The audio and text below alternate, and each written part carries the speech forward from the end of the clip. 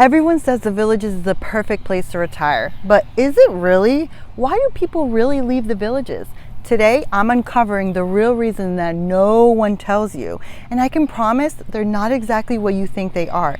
If you're thinking about retiring here, you need to watch this video before making any big decisions. You will know whether the Villages is your dream retirement or a costly mistake. Imagine this, you've retired.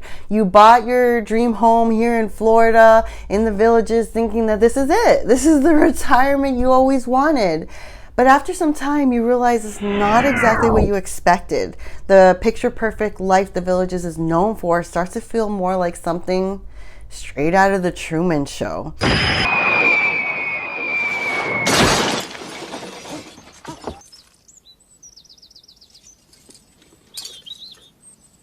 And some people may find it unsettling and isolating. The routine, the restrictions, the unexpected issues, suddenly you have regrets. And you're not alone. Many previous residents have packed up, they have left, they never looked back. And so let's get into the real reasons why this happens. And make sure you watch this video all the way through, because I will reveal the biggest tip that will help avoid these mistakes altogether. And missing this tip could be the most expensive mistake you make. And here are the top reasons people regret moving to the Villages. Let's start with the limited shopping and dining options. If you're used to high-end dining and unique local spots, you might be disappointed because it's mostly chain restaurants. So if you come from a bigger city that has all these offerings and all these choices, it might be a challenge for you to be with all the chain restaurants. And healthcare limitations. So while you are in the Villages, there's plenty of doctors and plenty of medical facilities for everyday care. It might not have everything you need for major surgeries or all the specialized treatments. For more complex procedures like the heart surgeries and cancer treatments, you may have to travel to Ocala or Orlando or a little bit further away. This can be a big hassle, especially if you need those regular appointments or have trouble getting around. Plus, so many people that live there, it could take a little bit longer to see a specialist, making some folks look for care outside the area to avoid all those wait times. The overused golf courses, the courses, they see so much play that they often feel high in demand for tee times. These courses are constantly packed, leading to slow play and long waits. The fairways and the greens can become really worn out due to the excessive foot traffic and a lot of golf cart use. The strict HOA rules and restrictions, no approved yard decor, restrictive covenants and rules that make it feel less like your home and more like a controlled environment. It's assuming that you had a knowledgeable real estate agent that educated you and you read the HOA documents prior to making that offer. But once you move in and you innocently put a sign up in your yard only to be sent a letter to take it down, it becomes frustrating. By the way, if you need a real estate agent that really knows their way around the Villages, I may have just the person for you. You could shoot me an email in my description right down below, and I could certainly help you with that. And the next one is 55 plus communities. Some retirees love multi-generational communities, but here it's mainly retirees. There's no kids, there's no young families. Studies show that this can impact mental well-being, and there's a Stanford University study that actually found that older people reap benefits from setting and meeting positive, emotionally meaningful goals. So when they use their abilities to achieve those goals and avoid negative situations, they experience fewer mental health problems and makes it for improved well-being. However, the well-being suffers when they face the social isolation or situations that impede their ability to achieve life goals. So living in a community without intergenerational interaction may limit opportunities for meaningful engagement. And I found that study very interesting. Skyrocketing inflation and the Florida home insurance crisis. It's a harsh reality. A lot of retirees are facing this now. What was once a well-planned, financially stable retirement is now feeling very unpredictable, with costs like insurance skyrocketing beyond anything ever expected. And the worst part, there's no real way of knowing when the next increase will hit.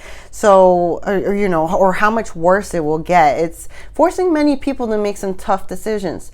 Do they absorb the higher costs? Do they stay put? Do they end up downsizing again? Or even relocate to a more affordable state? So there's a lot of decisions that come into play. Some are even going back to work, not because they want to, but because they have to make up for the difference in costs. And retirement was supposed to be more of that reward for the decades of hard work. But for many, it's starting to feel like a moving target.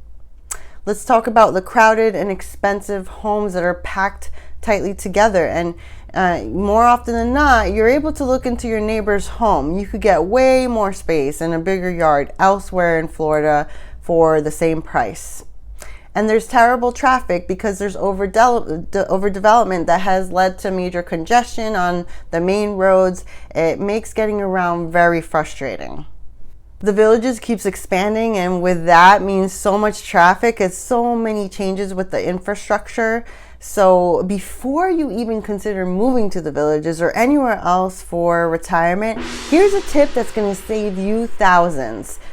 Make sure you rent before you buy. Too many people rush into purchasing only to regret it later. By renting for 6 to 12 months, you get a real feel for the community without the financial risk. And trust me, this one decision can make or break your happiness. At the end of the day, the Villages is perfect for some people, but it's definitely not for everyone. And another reason people regret moving to the Villages is the false sense of security.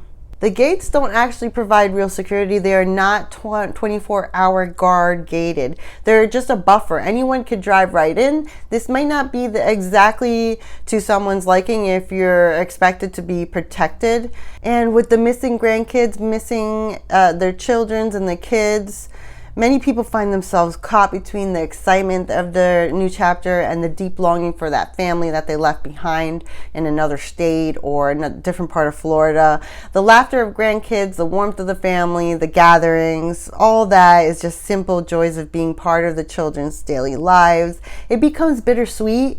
And while video calls and visits help, there's no actual replacing that feeling of watching a grandkid take their first step in person or sharing a Sunday dinner around a family table. And this longing tugs at them, and they question whether the sunshine and the slower pace is really truly outweighs whether their family matters most or what they want for retirement. Here's the real shocker. Many of the people who leave the Villages, they never come back.